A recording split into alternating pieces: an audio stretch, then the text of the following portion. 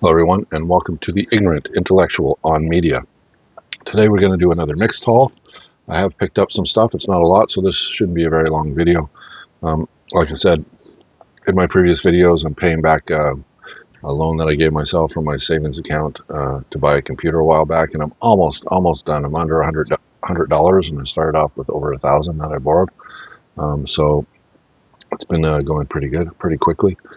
So I should be done that within the next week or two, and I can dedicate all the money that I'm earning from selling books and stuff to getting more videos. But like I said in previous videos as well, it's kind of hard.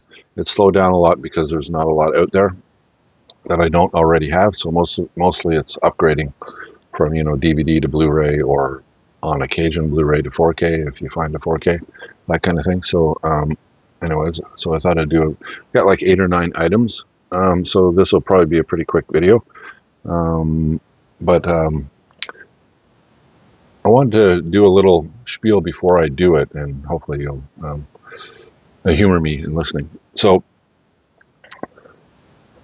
I thought, doing this kind of stuff, you get an experience for it, right? So I thought maybe I'd pass on some experience. I may be, talking about the obvious. And you can let me know in the comments if I am, or if what I'm about to tell you helps you or not. All right. So let's say any media. Let's say my motivation for collecting media is it makes you. It's like travel without traveling, if you understand what I'm saying. There's nothing that will replace travel, and I can't recommend to you more strongly that if you have the chance to travel, to go travel. All right, because you can go to university, you can get a really good education, but if you haven't been anywhere, you lack a lot of experience that would really help with you becoming more, I don't know if the word would be sophisticated, or just more knowledgeable, more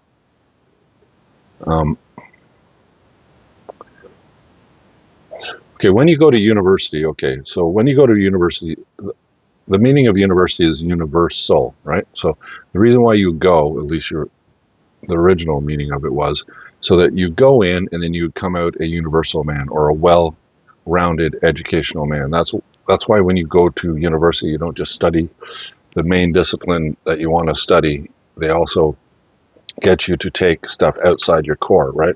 So you may be taking an MBA, but then they'll make you take psychology, they'll make you take philosophy, they'll make you take other stuff outside your core, so you become a well-rounded human being when you leave university, right? Well, travel can also do that for you, all right? So whereas in one is inside the classroom and you're learning about things, right? When you travel, you learn about things, and it gets you, it expands your mind, basically. You think the way that it works where you are is the way that it works everywhere. And there's nothing further from the truth. Every society, every culture, everything has a different way of doing things, right? And what it does is it opens your eyes to how you think things are just necessarily that way. But then you realize things like, no, this has been created by human beings over time, right? And sometimes, it's like when a person creates an invention, another person creates an invention similar to that invention, but they think of a different way of doing that. Well, that's what basic society is. Sometimes you'll end up doing it this way, or sometimes you'll end up doing it this way, but you don't realize that until you end up traveling, right? So getting exposed to other culture and other ways of doing things really expands your mind, just like university would expand your mind through learning, right? So it's more of application more than study, right? So I'm digressing, but if you have a chance to travel, I'm telling you, you'll never regret travel. You'll end up learning so much through travel that you can't in school, all right? So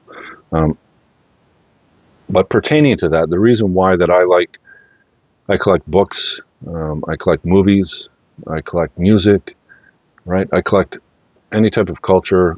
I collected it at one time or another. And the reason why that is it expands your mind. It opens you up to new things, right? So with movies, if you were to start a collection, and the main point of me starting a collection is the exposure, right? It's fun to collect things, right? But you also learn about things as well, right? So I guess you could go to university. I never had the money to go to university, so I kind of had to do all this stuff on my own, right? So if you want to learn about films, you can pick up the books, you read about film, but you also pick up the films, right? So you could go to university and take a course in film studies, or you could, if you don't have the money, you can watch the films themselves and at least get that much of an education, right? And you can pick up books here or there used. So you could kind of get an education without the professor involved in almost anything, as long as you have, a bit of discipline and a bit of, smarts, let's put it that way. Anyway, but how would you go about knowing which music or which film or which book is worth reading, watching, or listening to, right? Now, everybody has different tastes. If you ask one person to the next person, they'll have a whole different view on, let's say, what their favorite movies are or what their favorite music is, etc., right? So everybody has different tastes, but what you can't avoid, and there is no argument in this, even though people try to argue with me, all right? There is no argument in that the bigger the sample size you use, the more accurate the opinions are, okay? So let's talk film. Let's say I like a film, all right? And then you watch it and you think it's crap, all right? So, or I read a book that I think is great and you think it's crap, all right? So hopefully that squeaking doesn't get too much involved in that. Anyway, so, but there are literally millions of movies. Will you have time in your life to watch all million and then you can decide which one is the best and which one isn't? No, you don't really have that option, all right? And plus it's access, whether you can find them as well, right? So, but let's say you take 5 people and you ask them what their 10 favorite films are, you'll get like probably, 40 different films, right? All right. But if you increase that size and now you ask 1,000 people what their favorite 10 films are, what you'll end up noticing is a pattern, all right? And that pattern will lead you to what is really good, all right? Now, you may not find that is really good, but what happens is that you'll hit on things that are really good to you a lot quicker than if you just randomly watched film or randomly read a book or randomly, listened to a CD or an album or whatever, right? So for example, say the book, what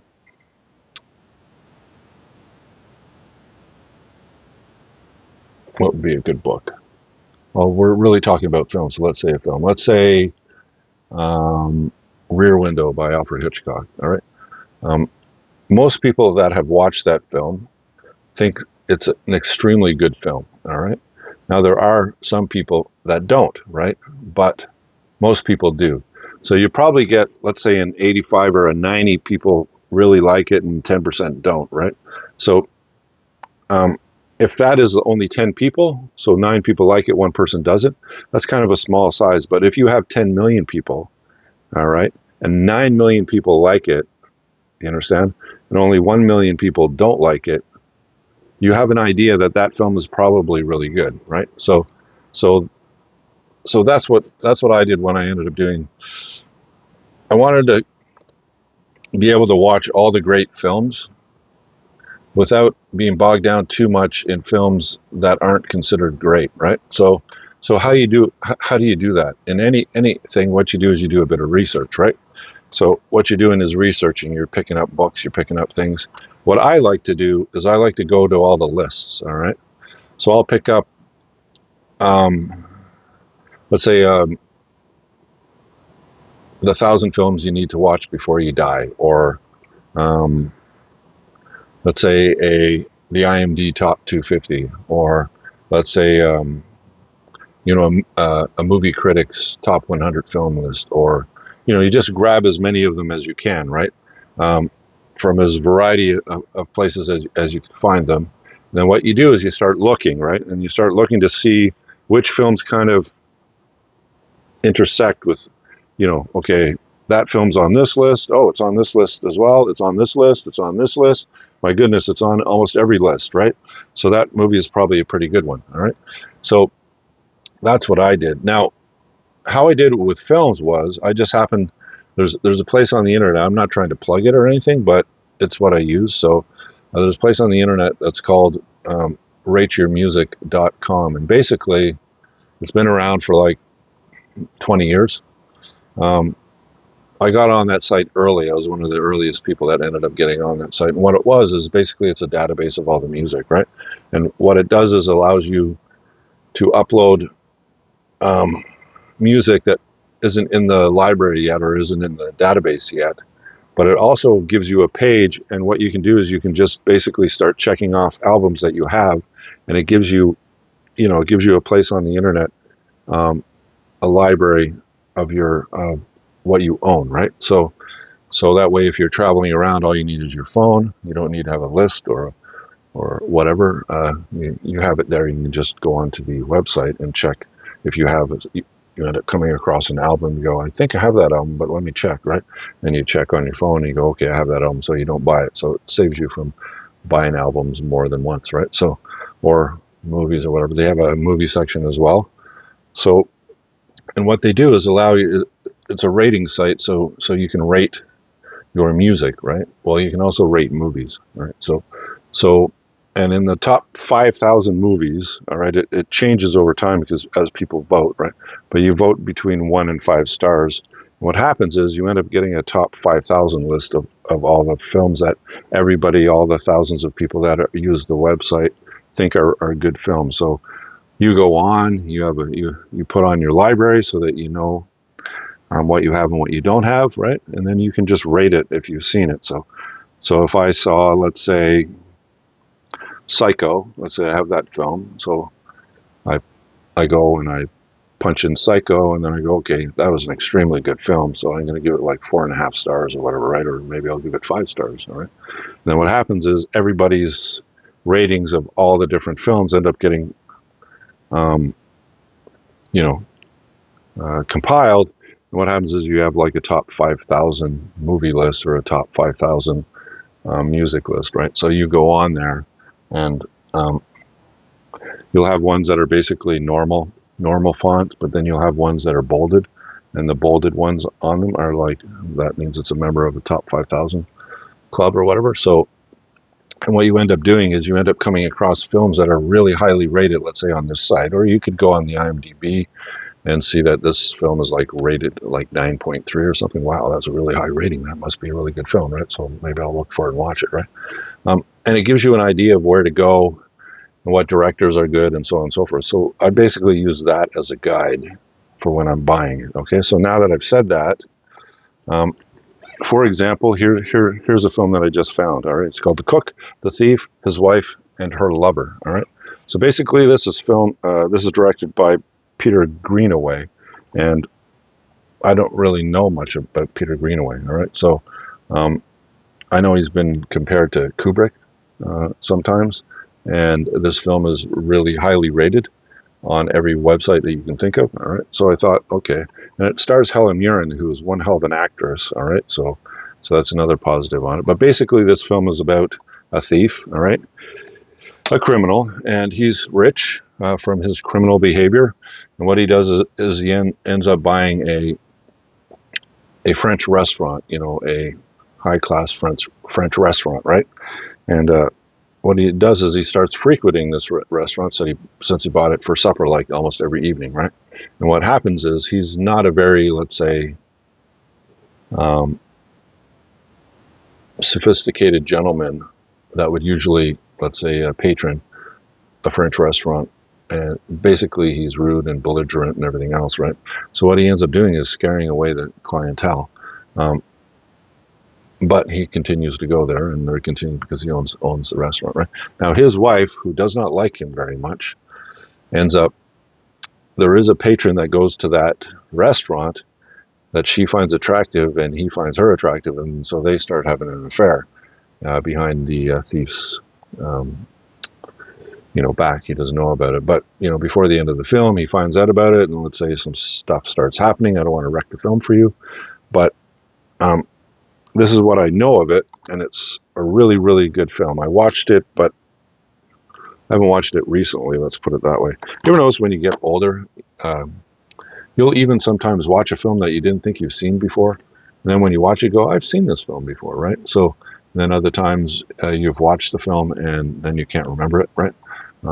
Because you watched it like 15 years ago and you can't remember the plot or anything. Anyways, so this is highly rated, let's say on Rate Your Music, and you could collect every film. The problem with collecting films is that there's so many of them that if you don't curate your collection, you're just gonna run out of space really quickly. You're gonna have an area full of films that maybe you don't even like. You just want to collect them, then you have them like because you want to create a library of all the great films, or all the films. Basically, some people just go nuts and they want any film that they don't have. If they see it, they buy it, right? So they end up getting a whole bunch of films that they say that they're going to watch eventually, but they never end up watching them because there's just too many of them, right? So you need to curate your collection into, and how would you do that if you're not like a film expert, right? You didn't go like 8 years to school to learn about all the films, all the French films, all the German films, all the different films around the world, what directors are considered great, what films are considered the best of all the best films and all that, and then you wouldn't know. So if you're learning, a good way, like I said, is I use Rate Your Music because they rate, and then so I know whenever I see a bolded film that has usually the bold films are at least a 3.5 on 5. Usually it's higher, 3.7, 3.8, around that. If you're getting into that level of territory, you're coming across films that are considered great by a lot of people that frequent that site, and it's usually pretty good. It skews young a bit. So you will get more recent films maybe a little bit higher rated than they should be, but it doesn't skew enough that you end up missing out on films that are really good. So anyway, so that's why. So this one basically was like, if I remember correctly, was like 3.86 or something. So I go, okay, that's a pretty good rating on that. So I'll pick it up, right? So, and it gives you a guide. Now, I know pretty much film pretty well now. I'm no expert on it, but I knew it a lot more than I did in my 20s. Let's put it that way. And it's a good guide, but I also have my personal opinion on what's great, and the directors that I collect, whether they think are good or not, I'm going to collect them because I really like the director, that kind of thing. Anyway, but here's an example of a film that I didn't know much about, and then I look it up on Rate Your Music, and it's highly rated. So I said, hey, I'll pick it up and I'll watch it. And I bet you I'll probably watch it, and then I go, hey, I've seen that film before, right? You know what I mean? That happens so often. All right, so that's this one. It's a European film, actually. So you need a video player that a Blu-ray player that plays Zone B films, right? So which I have, anyways. All right. So what's up next? Okay. So then I was over at a thrift store, and I found Heroes. All right. Basically the complete thing. It says season 1 to 4 on it, but there was only 4 seasons, so I don't know why they didn't just say complete series, right? So basically this is basically a superhero TV show that lasted 4 seasons about all these people from around the world that start to develop superpowers, and there's one evil guy, the guy that plays the new Spock. This dude is the bad guy in it. He goes around stealing everybody's powers. Anyway, so it was interesting. I watched the first maybe 2.5 seasons, and then I maybe 3. I think I finished the 3rd season, and then I stopped watching the series. It started off really good, but then it kind of started fizzling out by the 3rd season, and I'm going, okay. And then I got kind of bored of it, but figure, hey, I found it. I'll watch the whole thing. And I found this for $10, so not too bad. $10 for the whole whole series. All right, so on DVD, not Blu-ray. But anyways, okay, so that's Heroes basically, but a group of people around the world that start developing superpowers and an evil guy that's going around trying to steal them all. All right, so next up is a book I found, the Shamanism Bible, the definitive guide to shamanistic thought and practice. All right, so shamanism is kind of like an Eastern philosophy kind of religion about these men that go into trances to try to connect to the other world in order to maybe heal somebody or point somebody in the right direction, or that kind of thing. It's kind of like mystical stuff. So most religious books sell pretty good, especially the main ones.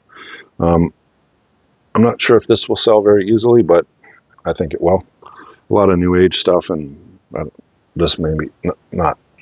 This isn't necessarily New Age, but a person who likes New Age things like, I don't know, like tarot cards or Wicca, the religion of Wicca or witchcraft, they may be interested in shamanism as well. So I figured I'd pick up that book and see what is, see if I can resell it. One of the greatest books ever written, that's Zen and the Art of Motorcycle Maintenance. If you have not read this book, I would highly recommend you read it.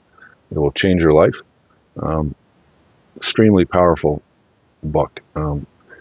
Perzig wrote some other stuff, but this one is his best book, and I've never met anybody who's read this book that it hasn't changed his thought patterns in some way or another. Extremely good book if you haven't read it. And then I found this one, Inside the Third Reich, Memoirs by Albert Speer. Now, Albert Speer was Hitler's Minister of, I wrote it down so I wouldn't forget, Minister of Armaments. All right, so basically he was Hitler's Minister of Armaments from 1942 to 1945. And basically he ended up at the Nuremberg trials and got 20 years for it, right? So he was basically a Nazi, all right? He got 20 years, and while he was in prison, he decided to write, and he wrote like, I don't know, thousands of pages of memoirs, and then he ended up compiling it. Had 2 books. This is one of the books, and it's supposed to be really interesting because you get an inside look at how the Nazi party and the government ran itself, and he was like quite close to Hitler, so you get like a bird's eye view of Hitler as well, if you're fascinated by that period of time, because that period of time during World War II, the fascism, it's like communism and fascism, both of them were like, man, they were like killed so many people, right? And it's like, how did people go along with that? You wonder sometimes, right? And then you get a fascination for it, and then you start reading about it. And this is a book that maybe you should pick up and get a bird's eye view of how Hitler thought by his Minister of Armaments. All right. What else is here? Okay, so then I found The Railway Children in a Folio. Folio Society is a British publication. They publish really nice volumes of books, basically collector items, right? So I keep mentioning this every video, but hey, there's like 3 really great publishers of really nice editions of books. One is the Franklin Library. They're not around anymore, but they put out nice leather-bound editions. The Eastman Press is another one that was in competition with. They're still around. They're still putting out nice leather-bound editions. And then you have the Folio Society that are putting out, really nice books, and they protect them in a really nice thick cardboard slipcover, right? And they're really nicely. See how nice that is? Beautifully done. The print is nice. The paper is really nice. Usually they have nice illustrations in them as well. All right, they're really beautiful books. All right, whenever I come across one, I'll always pick it up. This I found for $4. All right, and it'll sell for $20 easily. I mean, if you were to buy this basically from Folio Society, you'd be paying anywhere between, like 60, 80, $100 sometimes even. Now this one has a bit of a rip on it right there, so that will lower the price a bit. It does have a dent here, but that's the point of this outside slip cover, is to protect the book so it doesn't get damaged, right? So anyways, this video, the book itself, The Railway Children, it's a children's book by, what was her name? I can't remember her name, the E. Nesbitt, but basically it's about this family, husband and wife. They have 3 kids. Eldest is a daughter, the middle child is a boy, and the youngest is another daughter. And basically, he's high up in the civil service, and she's like a poet, and she stays at home, takes care of the kids, and he ends up getting accused of being a spy for a foreign government and end up being put in prison. And then they end up moving from where they were to another place, which is close to a railway station, and that's why they're called the Railway Children. And they end up, meeting some interesting people associated with the railway, right? And over time, the husband is released because they mistakenly imprisoned him and stuff. Anyways, it's a pretty interesting book. But the main purpose I picked it up is because it's a folio. They're really easy usually to resell. I do keep folios in my collection, but only books that I've read and I really enjoyed. So I don't read as much as I used to because my eyesight isn't as good as it was when I was younger. So, all right, so that's almost everything except for this I found. Alfred Hitchcock, The Ultimate Collection on Blu-ray. All right, so this is a beautiful edition. It's basically 15 films. All right, now what I had and I always kept in my collection because I'm a really big Hitchcock fan is this one. This one is a really nice one. All right, so this is Alfred Hitchcock, The Masterpiece Collection on DVD. I don't know if you've seen it before, but I found this and I picked it up, and this is the mainstay of the films of Alfred Hitchcock in my collection. But we always upgrade. I'm upgrading, right? And so this is an upgrade of that. This goes to Blu-ray from DVD. Now, do you lose any of the films that are in this collection if you upgrade to this collection? The answer is no. You actually get one more film. This has 15 films, and this one has 14.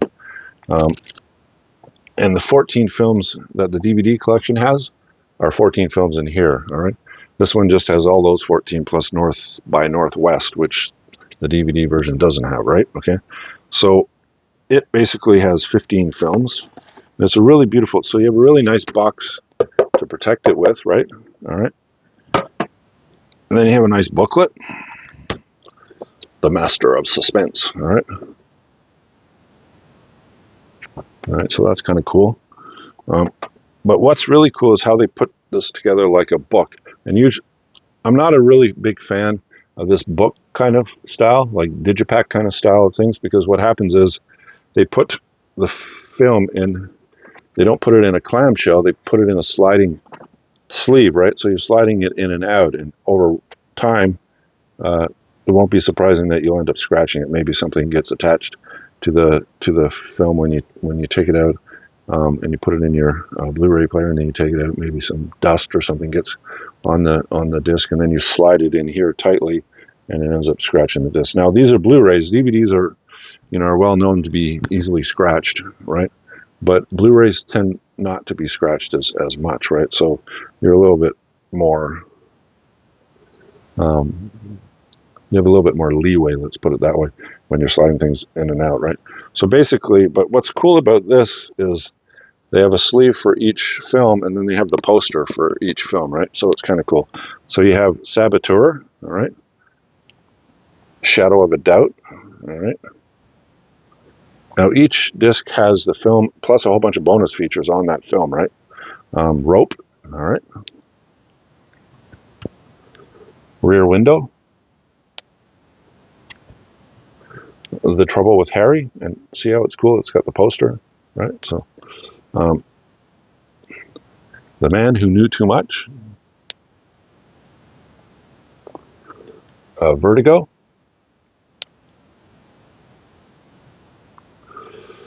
North by Northwest. So this is the film that you get in this collection that you didn't get in the DVD collection. So you got a 15th film that wasn't in the DVD collection, right? All right. And Psycho.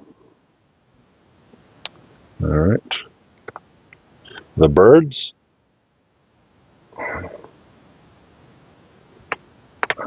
Marnie.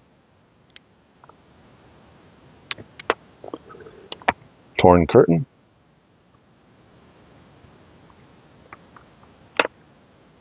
Topaz. And Frenzy. All right. So, but not only do you get that, and each, like I said, each Blu-ray has a bunch of extra features on every film, right? But you also get a bonus feature disc, all right, which adds even more, all right, which is really cool. Oh no, this one's Family Plot. That's the 15th one. Sorry. And then you get basically, Alfred Hitchcock had TV shows as well. The most famous is Alfred Hitchcock Presents, right? But he also had the Alfred Hitchcock Hour, all right? So basically what they did was they have 2 Blu-rays of the best of each. So you get 7 episodes of the best of Alfred Hitchcock Presents, all right? And then you get 3 episodes of the best of the Alfred Hitchcock Hour, all right? So basically you get some TV stuff as well as 15 of his films, all right? So that's quite an awesome collection. So now I'm going to replace this one with this one and save a bunch of space on my shelves. And basically, right now this thing is going for around $90 Canadian on Amazon. I'm not sure what it was. I think it was much higher than that when it first came out, and I think it's been going down in price. Anyway, the gentleman that was selling this wanted $90 for it, and I told him that, you know, Amazon is selling it for $90 new. So why would anybody buy it used from you? So I ended up getting it for a much lower price than $90.